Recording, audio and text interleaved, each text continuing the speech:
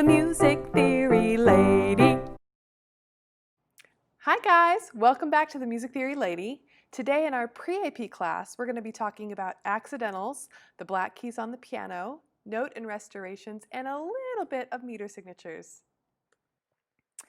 Then that brings us to accidentals. Accidentals are symbols that affect the pitch of the note on the staff.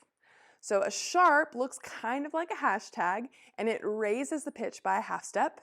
Then you have a flat, which looks like a squashed B, that lowers the pitch a half step. Each black key on the piano has two names, a sharp and a flat name, and this is what we call enharmonic. Enharmonic means a pitch has two or more names that can be attributed to it. And if you go up on the piano or to the right from any white key, that would be its sharp version on that black key. So for instance, if I go up a half step from C to this black key here, I would have C sharp. If I go up a half step from this D, I would have D sharp. And I would have the same for F sharp and G sharp and A sharp, and then all of the rest of the keys on the piano would be sharps. Flat names. If you go down on the piano or to the left a half step from a white key, you'll find its flat name. So for instance, if I go down a half step from this D, I would find D flat on that black key. If I go down a half step from this E, I would find E flat on this black key, and so on and so forth for G flat, A flat, B flat, and then the rest of the piano. When you place accidentals on the staff, they always have to be on the left side of the note. Never, ever, ever will you see accidentals on the right side of the note or above the note, because if you notice, the second bullet point here is the accidental must be on the same line or space as the note that it belongs to. So if I have a note that's on a line, that accidental has to be across or on that line as well. You're never going to see an accidental up above the note anywhere. So make sure you've got those accidentals placed correctly so your musician can read them in time to play them correctly. Accidentals carry through the measure. So if we put notes in a measure, remember a measure is a space between two bar lines, and we have a note that has an accidental on it, it's actually going to carry through the measure for that same pitch, and bar lines cancel previous accidentals. So here's an example of it being in the same measure. You can see there's an F sharp there, and then we have another F here in the measure, and so that F is also going to be F sharp because that accidental is going to carry through to it since those Fs are the same pitch. Same thing with this D sharp. There's another D after that in this measure, and so it's going to carry through. So again, make sure you're clear on when the accidental occurs, it's the notes after that are affected by that accidental. Any note that happened before that won't be affected by that accidental. So it's once it hits, then it's that way for the rest of that measure for that pitch. And then here's how it can be canceled by a bar line. So right here we've got, in bass clef, we've got A, B flat, and then on this side we've got a B and a C. And this B is normal, unaffected B because that bar line has canceled out the flat that happened in the previous measure. One thing I said in the last one, but I'm not sure you caught it, so I made it big and red on this one.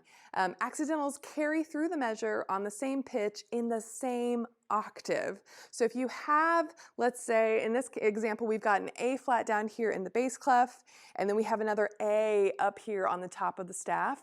Because those are different octaves, this is A flat 2 and this is A 3. Because those are in different octaves, they do not carry the accidental over. So if I wanted that A 3 to have a flat on it, I would actually have to put that flat again before it would be counted that way. And then in this measure, again, we've got an A flat up here, but because this A down here doesn't have a flat on it, and because we had a bar line that canceled out the accidental from the previous measure, this is just A. So again, A flat, A flat, and A. So watch out for that. Make sure you're watching out when the bar lines happen that cancel things and when accidentals are actually in different octaves. And by the way, this goes for instruments too. Of course, if a flute has an A flat and a clarinet is supposed to play that same exact pitch next, that clarinet isn't going to know unless it's in their part as well. So it's very much the same philosophy there. So what happens if you have an accidental on a note and you really don't want to have that accidental on a repeated note after that in the same measure?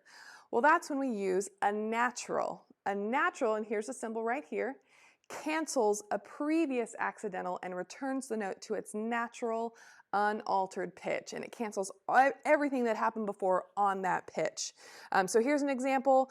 We've got in this C clef, alto clef, guys, we've got A, B, C sharp, going back to B, and then now we have C natural. So it goes back to just normal C rather than holding on to that sharp in the same measure. So that's kind of a fail-safe if you want to go back to that original note. And that brings us to accidentals and ties.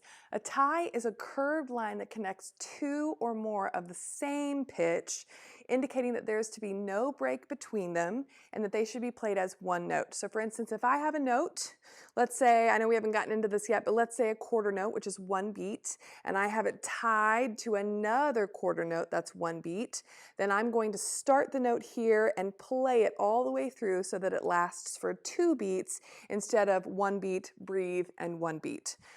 So we'll talk more about ties later, but for today, when it comes to accidentals, you need to know that an accidental carries through a tie, but only for the tied notes. So here in treble clef, we've got A and B flat, and then that B flat is tied, and because it's tied, this B here is actually also B flat, even though there was a bar line before that we know usually cancels an accidental, this tie overrides that bar line for this note only.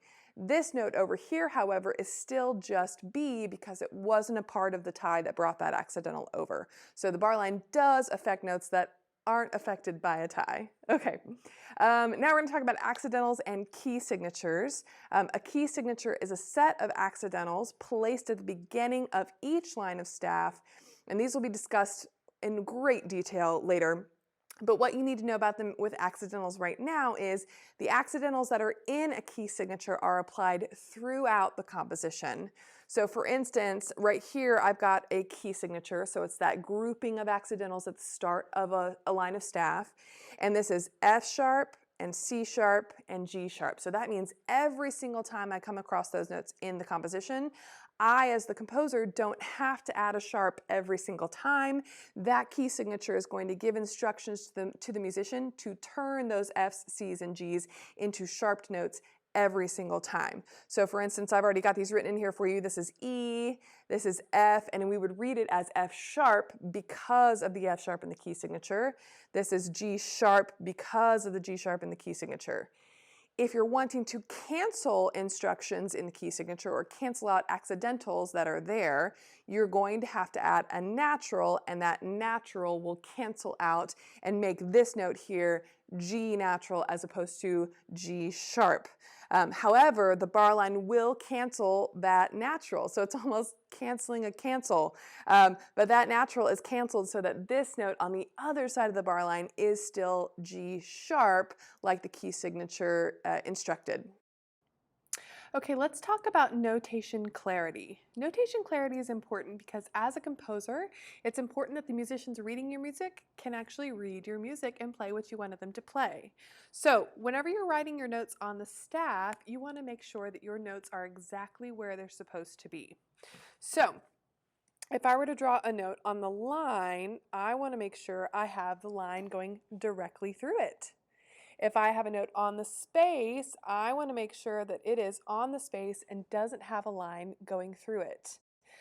Every year I have students who turn in notes that look like this. This one here. And I can't tell if that's a line or a space note because it encompasses the entire space like this one, but it also has a line going through it. So I typically score these as line notes. So be careful. If you have a line going through it, it's considered a line note. But then accidentals play a part in that notation clarity as well. So just like you have this note head that you want to make sure it has a line going through it, there's portions of each accidental that typically have the line going through them or have no lines going through them if it's a space accidental.